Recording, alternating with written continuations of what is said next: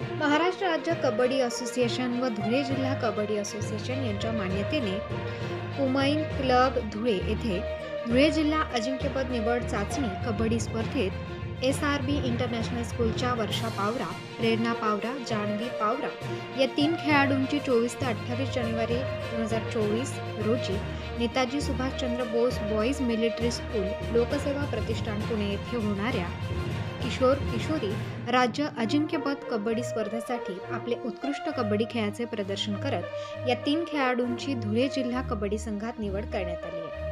खेळाडूंना कबड्डी प्रशिक्षक हेमंत शिरसाट, क्रीडा विभाग प्रमुख मयूर बोरसे यांचे मार्गदर्शन लाभले।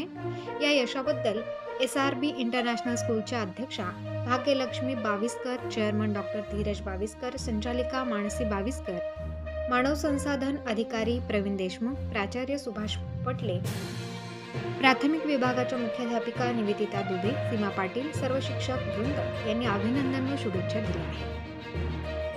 प्रतिनिधी अजय भरसट, प्रबंधभूमी महाराष्ट्र न्यूज धुळे।